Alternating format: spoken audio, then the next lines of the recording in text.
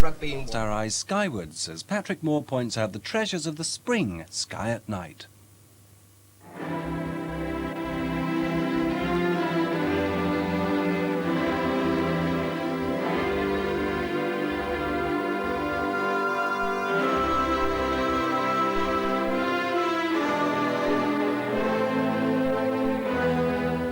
Good evening. In the sky at night, this is the last time we shall be saying very much about Halley's Comet, at least until about the year 2060, and by which time I think you'll almost certainly have another presenter. I hope you enjoyed our program from Darmstadt, when the Giotto probe actually went through the comet. You know, when we went on the air, no one had very much idea of what was going to happen, least of all me. But we did get some very interesting results and some surprises too. And here's one of the best pictures of the nucleus sent back by the camera. Of course, it's a false color picture, you understand, and the nucleus itself is up there to the left. And you will notice it is dark, and that was a real surprise. We'd expected the nucleus to be bright and icy, instead of which, as was said by Dr. Keller, the head of the camera team, it's as black velvet. So quite clearly, there's an unexpectedly thick layer of darkish material overlying the dirty ice ball underneath. And as Dr. Keller also said, the ice ball is probably more dirt than ice. Well, Giotto, I'm glad to say, did survive. It had a very rough ride, and the equipment was very badly damaged, but some of the experiments may be still partly functional. And we may not have heard the last of Giotto yet, because it's on its way back, and it should be put into an Earth orbit round about 1990, at a distance of something like 400,000 kilometers. As to what happens then, well, everything depends upon how badly damaged it is. There was a plan to send it on to rendezvous with another, smaller comet, although whether this is going to be possible, I don't yet know. We simply got to wait and see. But at any rate, even if Giotto does nothing more, there's no doubt whatever it has been an outstanding success. And yet, you know, I still have letters from people who complain bitterly they either didn't see Halley's Comet or didn't see it at all well. I quite agree that from here, it never was spectacular. It was just about visible with the naked eye, but not very much more than that. Now, at the moment, you can't see it from here at all. It's too far south. But now, from the southern hemisphere, it is quite a sight. I was down south last week, and there's a drawing I made of the comet. And you can see there the bright head, or coma, which conceals the dark nucleus, and a long, imposing tail stretching away from us. And in point of fact, the comet is now getting closer to the Earth, and it will be at its very best on April the 10th, when it'll be only just under 40 million miles away from us, and should be quite a sight. But still, sadly, it's going to be too far south to be seen from here, and it won't again rise above our horizon until about April the 26th. And by then, I'm afraid it will have faded so much that it may no longer be visible with the naked eye, and I think you'll probably need binoculars to see it. But it will be there, and with binoculars, it should be a very easy object, possibly with quite a considerable tail. And it's going to be near the little constellation of Corvus the Crow. So let's find Corvus. Begin, as we so often do, with Ursa Major, the great player, the plough, whatever you call it, which is easy to find. Follow round the bear's tail, and you come first of all to the bright orange star Arcturus. Follow the curve still further, and you come to Spica in Virgo the Virgin, which I have more to say about a bit later on. Now, Corvus is near Spica and a bit lower down. The four main stars of Corvus make up a quadrilateral. They are not particularly bright. They are not so bright as the pole star, but they're conspicuous because they're rather isolated, and they do make up a distinctive pattern. And I don't think you'll have any problem in finding it. And on April the 26th, when it comes back into view, the comet is going to be there. So if you find Corvus and sweep along with binoculars, I think you should see the comet with no trouble at all. It'll then move up to the constellation of Crater, the Cup, and on May the 1st, it's going to be in the same binocular field with the fourth magnitude star, Alkes, or Alpha Craterus. It'll then go on moving north and fading as it goes.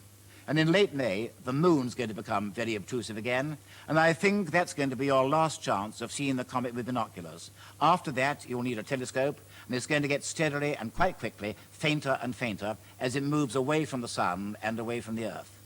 I think, with the telescope in my observatory, I should be able to follow it for most of the summer, but then I'll lose it, and even large telescopes will lose it in a few years. So I'm afraid now, regretfully, the time has come, almost, to say farewell to our most famous cosmic visitor. And frankly, I am very sorry to see it go. There's no doubt at all we've learnt more about comets in general from Halley's Comet this time round than we've been able to do throughout the whole of human history. The other spectacular this year was, of course, the Voyager 2 pass of the planet Uranus, and you may remember we did a program about that from the Jet Propulsion Laboratory in California. There's not a great deal to add. One more Uranian ring to add to the dark, rather narrow ring surrounding the planet. But I think the most spectacular results undoubtedly come from the satellites.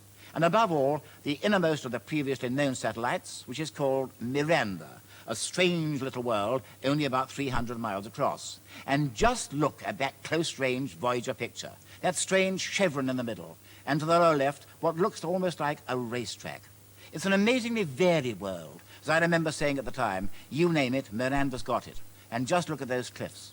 It's going to be a geologist's puzzle for many years. And, of course, the results from Voyager 2, as those from Giotto, are going to take a great many months to evaluate, so we haven't heard the last of them yet. But quite apart from the great triumphs of Voyager 2 and Giotto, obviously the first part of 1986 also brought that appalling tragedy with the shuttle. All our thoughts are still with the friends and relations of the astronauts who died. But quite apart from that, the damage to the American space program has been tremendous. For example, the Ulysses Solar Polar Probe. Well, that won't go. Then there was the Galileo probe to Jupiter, made up of two parts: an entry probe to plunge into Jupiter's clouds, and an orbiter to survey the satellites in more detail, including that weird sulfur-red volcanic world Io with its active volcanoes. We'd hope to gain a lot from that. Well, that certainly won't go. And then there is the Space Telescope, the Hubble 94-inch reflector, scheduled to be put into a path round the Earth later on this year, and that now won't be launched in the foreseeable future. I'm not, of course, suggesting that these projects are going to be cancelled. We hope they won't be. But they are certainly going to be delayed, and just how long the delay is going to be is something we don't know, and we won't know until the shuttle problems are sorted out. But although the Space Telescope has been delayed, there's plenty going on with telescopes on Earth. And in particular, there's the completion of the Great Mirror for the Herschel reflector, which is British-built. In fact, the Herschel mirror was made at the Grubb Parsons Works in Newcastle. Very sadly, the last big mirror they'll make, because they are now closing their optical department, and in future, if we want a big telescope mirror, we have to shop around. But at least they're going out in a blaze of glory, because the Herschel mirror is going to be the third largest single mirror telescope in the entire world. It's going to be set up at the observatory on La Palma in the Canary Islands, and there's the dome which has been made ready for it.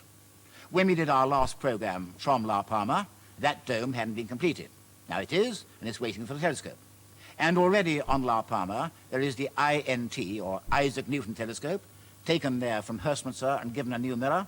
And you may remember that when we did a program from there, some time ago now, we got the first color video picture from beyond the solar system. And there it is, the Ring Nebula in Lyra, made up of a small hot star surrounded by an immense shell of gas. That was obtained during a commissioning run, and I think you'll agree it really is a rather spectacular picture. But you know, over the last few Sky at Night programs, I've been talking about either things you can't see very well, such as Halley's Comet, or couldn't see at all, such as Voyager. And I think the time has come now to have another of our looks round the sky. And there's plenty to be seen in the spring, even though we have lost Orion. And I thought we'd concentrate upon the two main spring constellations, Virgo the Virgin, and Leo the Lion. So let's begin by finding them, and nothing is easier. In fact, we've already done it by following round the tail of the Great Bear through Arcturus and coming to Spica, the leading star of Virgo. Virgo is one of the largest constellations in the sky, not very bright, but quite distinctive. It's rather like a shape of a Y, and the star at the base of the Y is called Eris, there it is. And on the other side of the Y, we have Denebola, which belongs to the next-door constellation, Leo the Lion. And Leo is actually rather more prominent than Virgo. It's named in honor of the Nemean lion, which was one of Hercules' victims and killed during his famous labors. And there's an old picture of the Nemean lion with a smaller lion on top. Frankly, in the sky, the lion is a great deal more prominent than Hercules himself. Leo is actually in the zodiac, and so planets can pass through it, although there aren't any planets there at the present time. Of the planets, Venus is just coming back into the evening sky. Jupiter rises a bit before dawn, and Mars and Saturn are quite nicely seen in the south in the early hours, although both will be better placed later on this year. But Leo itself is quite distinctive. I think myself the best way to find it, if you're in any trouble at all, is to use the pointers in the Great Bear, Dupé and Merrick. Well, one way, that's above your screen, they show the way to the pole star. The other way, they come down and point in the direction of Leo, and I think once you've identified Leo, you'll find no trouble in finding it again. The main star, sometimes known as the Royal Star, is called Regulus, and that's of the first magnitude. And extending away from Regulus is a curved design of stars, rather like the mirror image of a question mark, known as the sickle. And the rest of Leo is made up mainly of a triangle of stars, of which the leader is the nebula. Now let's look for a moment at two of the stars in the sickle. One is Regulus, 85 light years away, and about 130 sun power. Above Regulus is a much fainter star, which hasn't even got a proper name. It's simply known as Eta Leonis. And Eta Leonis looks very much fainter than Regulus, but appearances are highly deceptive. Eta Leonis is over 1,700 light years away, and it's something like 10,000 times more luminous than the sun. So if Eta Leonis was close to us as Regulus, it really would be a sight. In the triangle, we have another star, Zosma, or Delta Leonis, and that's 52 light years away and about 500 sun power. One rather interesting thing about those three, Regulus, Eta Leonis, and Zosma, light waves travel at 186,000 miles a second, and so we are seeing those stars as they used to be in the past. Regulus 85 years in the past, and so on. Radio waves travel at the same speed as light. Now just imagine for a moment there are people living in solar systems going around their stars which can pick up our radio transmissions. Well, would they hear anything? From Regulus, no. 85 years ago, our transmissions hadn't started. From Zosma, yes. They'd hear our transmissions of the 1930s. But from Eta Leonis, no chance at all. More than 1,700 light years away, and so for another 1,700 years, so far as they're concerned, we're going to be radio quiet. That, of course, is pure fantasy. So let's come back now to reality and have a look at another star in the sickle, Algeba, or Gamma Leonis, which is just about as bright as the pole star. If you look at Algeba through a telescope, you will see it's not a single star. It's made up of two, forming what we call a binary system. And the brighter star is decidedly orange, cooler than the sun but more powerful, and the fainter star is very slightly yellowish. And they make up a pair going around their common center of gravity in just over 400 years. And the small telescope will separate them, and they do make rather a nice sight. The other leading star of Leo is Denebola in the triangle, and there's a very minor mystery there, because the astronomers of 2,000 years ago said quite definitely that Denebola was of the first magnitude and as bright as Regulus. Well, it certainly isn't now. It's a magnitude fainter. So there are only two answers. Either Denebola has genuinely faded, or else there's been a mistake in interpretation or translation.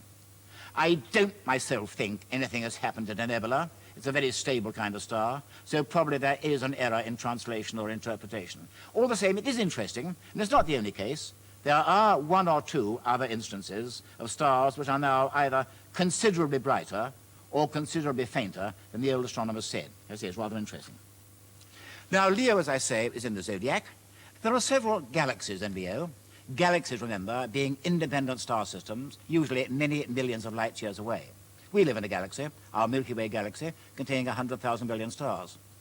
Now, the two brightest galaxies in Leo are called M65 and M66, and they're close to the faintest star in the triangle there, which we call Chort or Theta Leonis. I always think that galaxies are rather disappointing visually. To study them properly, you need photographs taken with large telescopes. And there's a picture of M65 and 66, and you can see they really are spiral systems. You can just about glimpse them with binoculars, but frankly, I find them rather difficult, and you'll only see them as blurred points of light. But if you want a constellation rich in galaxies, then you turn from Leo to the next door group, which is Virgo. And in the bowl of the Virgin, we find the Virgo cluster, which is very populous. Now, we've already found Spica, the leading star in Virgo, about 2,000 sun power, actually a very close binary. Look next at Erych at the base of the Y. And that also is a double star, but rather different from Algeba in Leo. Here we have perfect stellar twins, two components exactly alike in every way, going round each other in a period of 180 years. Now, that's a drawing I made of them about 50 years ago with a small telescope. Of course, it's not a very good drawing because a star is a point of light, and I've had to draw them there as discs. But that's what they looked like, a very wide, very easy double. And I remember saying then you could drive a coach and horses through the trap. Now, the situation today is not the same. Last night, I made a drawing of the same system, Erich, with the same telescope and the same eyepiece, and now the two stars are very much closer together. They are not really closer together. We are seeing them from a more edgewise-on angle, and that's going to continue. Let me show you what I mean. Here we have the two stars going around their common center of gravity in 180 years. If we go on in leaps of 10, 20 years, this is what happens. And now we're seeing them almost edgewise-on, and by the year 2016, those two stars will be not quite one behind the other, but jolly nearly, and they'll be so close together that my telescope certainly won't separate them, and after that, they'll start to open out again. So Eris is a very interesting kind of double star. But certainly, in Virgo, the main interest is on the Virgo cluster in the bowl of the Y. And there are many hundreds of galaxies there, and there's a picture of some of them.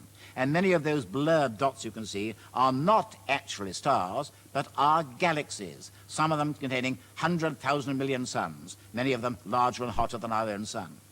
And of the galaxies in the Virgo cluster, more than 50 million light-years away, the most imposing is this one, Messier 87, which is a huge globular cluster, not a spiral like ours. If we see a false color picture, we can see there not only the structure, but also the strange jet coming out of one side of it. And M87 is also a very powerful radio source. I don't mean artificial transmissions, of course, I mean natural radio waves. It's also a source of X-rays, and there's another false color picture, this time taken from the Exosat satellite, showing the X radiation coming from M87. And it may well be that deep in the heart of that galaxy, there is a black hole which is actually powering it. Certainly, M87 is far more imposing than our own galaxy. And the Virgo cluster itself is very much more populous than the group of galaxies which includes our own. We live in a group of galaxies. We call it the local group. Our Milky Way system's one. Others are the Andromeda spiral. There it is, just over 2 million light-years away, almost edge onto us. The rather looser spiral in Triangulum. Then we have the two clouds of Magellan and the southern hemisphere. They never rise from here, unfortunately. There's the larger cloud with the famous Tarantula Nebula to the left, and that's less than 200,000 light-years away. And it and the small cloud of Magellan are both very easy naked-eye objects. It may well be they can be regarded as satellites of our galaxy. But the entire local group is made up of something between 30 and 40 members, most of them fairly small. And so you cannot compare it possibly with the immensely populous Virgo cluster, where you have galaxies of all kinds, ranging from the huge M87 down to, no doubt, dwarf galaxies of the kind that we find in our own local group. And that's more than 50 million light-years away. And this raises one very interesting point. Can it be that the Virgo cluster is simply the largest cluster of a whole cluster of clusters? A kind of supercluster, in fact. It may well be so, and there's now accumulating evidence that the Virgo cluster does have a very profound influence upon our local group. And it may well be that the Virgo cluster is even more important than we think. Bear in mind, too, that as yet we still don't know a great deal about the large-scale structure of the universe, and that's where we very much hope that the Hubble telescope is going to help us when eventually it's launched. We've simply got to wait and see. But meanwhile, the Virgo cluster is of tremendous interest, and when you look at that area of the bowl of the Virgin, you're looking at one of the most interesting regions of the entire sky. The new newsletter is now ready. If you want it, then, as usual, send the stamped addressed envelope to this address, newsletter number 21, The Sky at Night, BBCTV, London, W12, 8QT, and we'll send you our newsletter. And I think we'll agree that there is plenty of interest to be seen in the spring sky, even though, with great regret, we have now almost said farewell to Halley's Comet. Good night.